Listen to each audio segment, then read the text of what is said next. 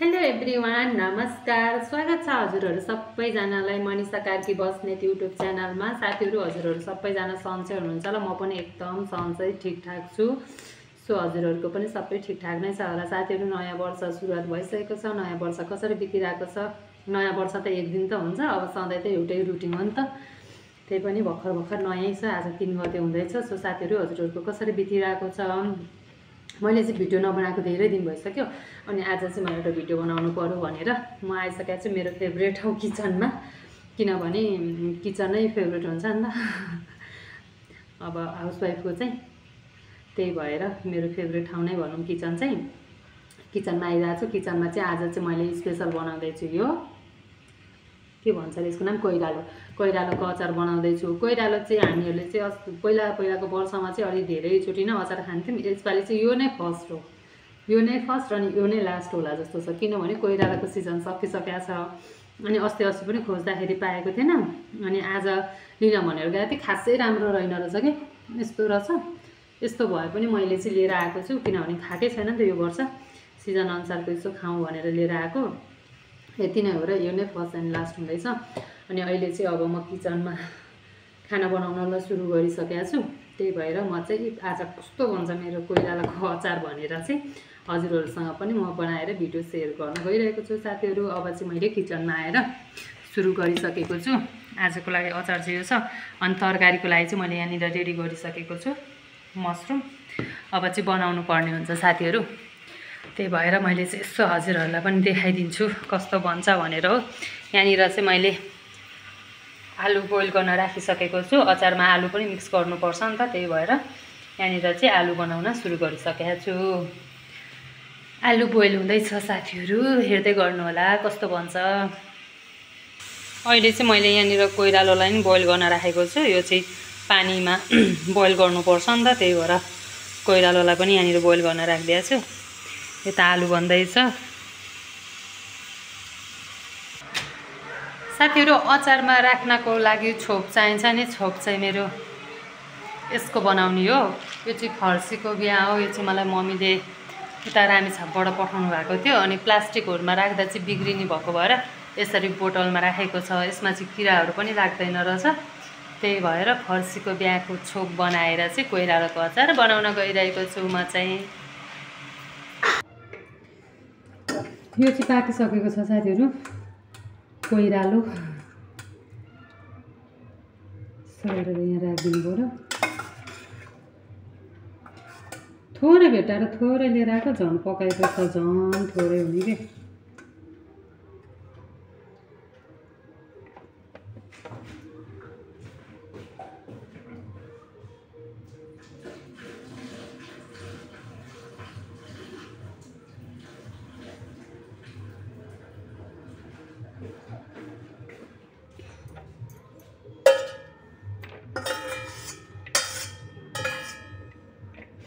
छ यो चाहिँ भयो।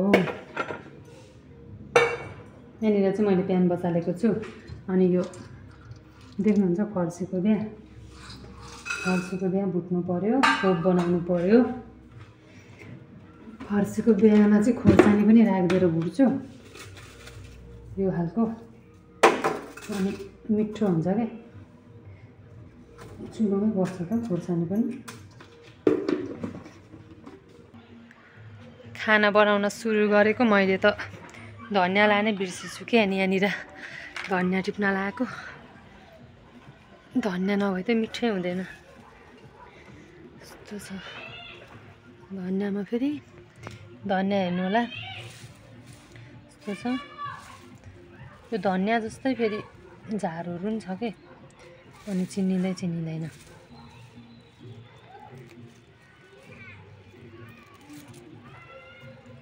अब त पानी पर्न थालेपछि त धनियाँ त सबै मर्छ नि त, बाहिर त पानीले हानेर।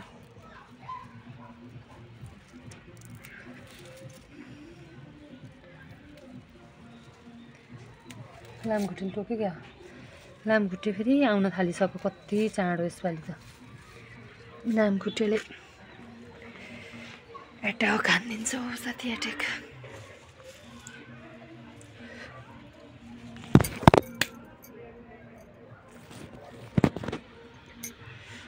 मैले भन्दै थिएँ नि लामखुट्टे पुरै टोकिरहेको छ के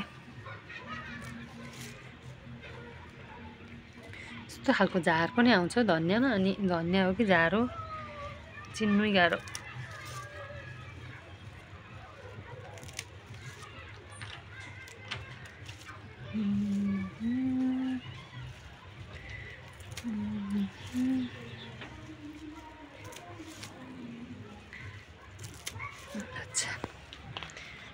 धनियाँ टिप्यो यति भए पुग्छ धनियाँ बारीमा चाहिँ हाम्रो यहाँनिर एउटा फर्सी उम्रेको छ अब यो धनियाँ यति नै हो यही फर्सी नै हुन्छ यो बारीमा चाहिँ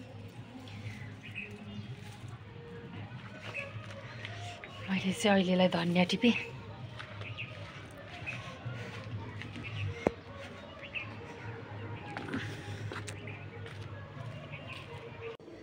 साथीहरू यहाँनिर चाहिँ मैले कोइरालो र यो आलुलाई राखिसकेको छु अब चाहिँ म अचार बनाउन सुरु गर्छु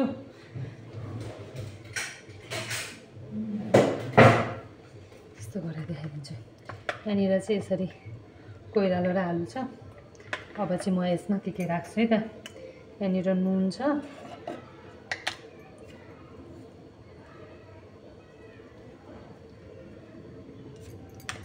नुन राखिदिएँ अनि यो चाहिँ अघि नैको फर्सीको बिहाको छोप बनाएको थिएँ नि मैले यस्तो भएको छ खोर्सानी पनि यहीँ राखेर खोर्सानीलाई पनि भुटेको थिएँ कि मैले फर्सीको बिहासँगै त्यो भएर रातो रातो भएको छ भुटेको खोर्सानीको टेस्ट छुट्टै मिठो आउँछ नि त अनि कागती छैन मसँग चाहिँ यो लेबर के भन्छ यसलाई गोर्खे चुक अमिलो अरे यो चाहिँ कागतीको पकाएको चुक अमिलो छ यो नै राखिदिने हो मैले चाहिँ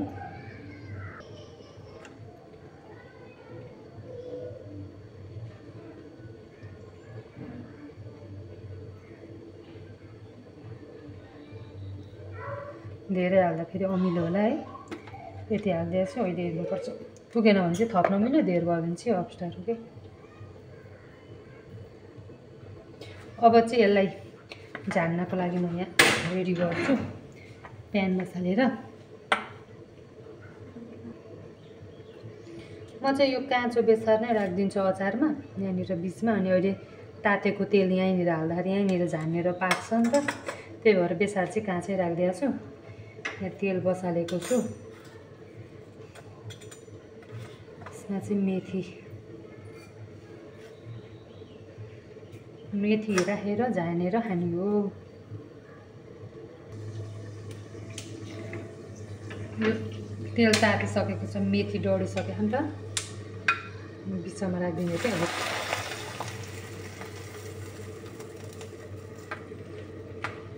यसरी तेल बेसारको माथि हालिदिइसकेपछि बेसार पनि पाक्छ बेसारको काँचो बास्ना चाहिँ आउँदैन यस्तो भन्दैछु साथीहरू फाइनली साथीहरू अचार चाहिँ बनिसकेको छ अचार चाहिँ यस्तो भएको छ हेर्नु होला कोइरालोको अचार यस्तो अचार चाहिँ बनेर रेडी भइसकेको छ यसमा धनियाँ चाहिँ राख्न बाँकी छ धनियाँ चाहिँ म अहिले एकैचोटि राखिदिन्छु तरकारीमा राख्दाखेरि त्यतिखेरै ल यसरी बनिसकेको छ हेर्नु साथी हेर्दै खाउँ खाउँ लाग्ने भएको छ हजुरहरू पनि पक्कै मुखबाटै पानी आउने भएको छ साथीहरू अहिले चाहिँ खाना पाकेर रेडी भइसकेको छ अनि म चाहिँ खाना खान लागेको यहाँनिर रहेको छ टमाटरको अचार थोरै छ अनि यहाँनिर कोइरालाको अचार खाना यहाँ चाहिँ आलु र बन्दा यहाँनिर चाहिँ च्याउ आलु अनि के भन्छ अरे त्यो उबालेको छु कि मैले मटर कोसा राखेको अनि यहाँनिर चाहिँ दाल छ फाइनल्ली खाना रेडी भइसक्यो अब चाहिँ म खाना खान गइरहेको छु साथीहरू अब चाहिँ म मेरो एकदम फेभरेट ठाउँ फ्रिज भएकोनिर बसेर खाना खान लागेको छु मलाई चाहिँ यहीँनिर बसेर मात्र खाना खाएको जस्तो हुन्छ क्या त्यही भएर म चाहिँ अचार कतिखेर खाम भइसकेको थियो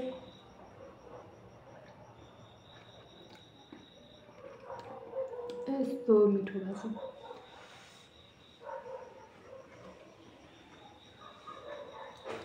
दामी धेरै पछि 1 वर्षपछि कोइरालाको अचार खाएको एकदमै मिठो भयो। खाना खाएँ ल अब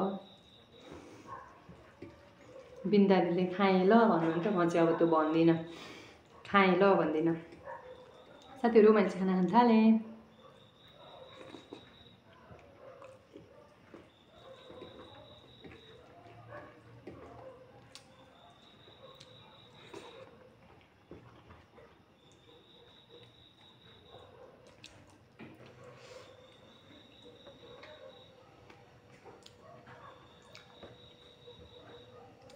अचार चाहिँ दामी मिठो भएछ।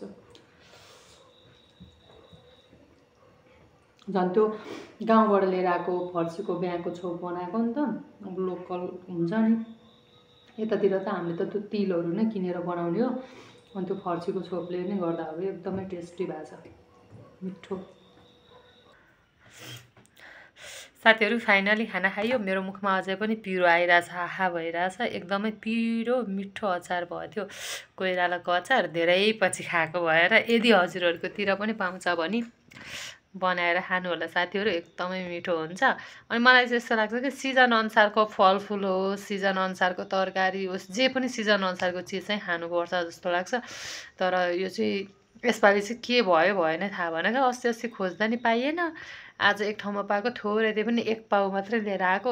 कति महँगो भएको, 100 रुपियाँ पाउ। त्यहाँ पसलको दिदीले नि भन्नुहुन्थ्यो, मैले त महँगो भएछ नि दिदी भनेको नि। अस्ति त 30-35 रुपियाँ थियो, लानु भएन, अहिले त महँगो भयो, अब त सायद आउँदैन होला, आजै अन्तिम होला भन्नुभएको थियो क्या। अनि एकदमै मिठो भयो साथी। त्यही पनि म जस्तै महँगो भयो नि ल्याएर बनाएर खाइयो, सबैजनालाई एकदमै मिठो लाग्यो भन्नुभयो घरमा पनि। सो साथीहरू यस्तै छ। आज चाहिँ कोइरालाको अचार बनाएर टन्नसँग खाना खायो, एकदम आनन्द भयो। सो साथीहरू हेर्दै गर्नु होला। यदि हजुरहरूलाई मेरो भिडियो मनपर्छ भने प्लिज साथीहरू मेरो च्यानल सब्सक्राइब गरिदिनु होला र मेरो फुल भिडियो हेरेर प्लिज मलाई सपोर्ट गरिदिनु होला। ओके, बाई बाई साथीहरू, सी यू सुन।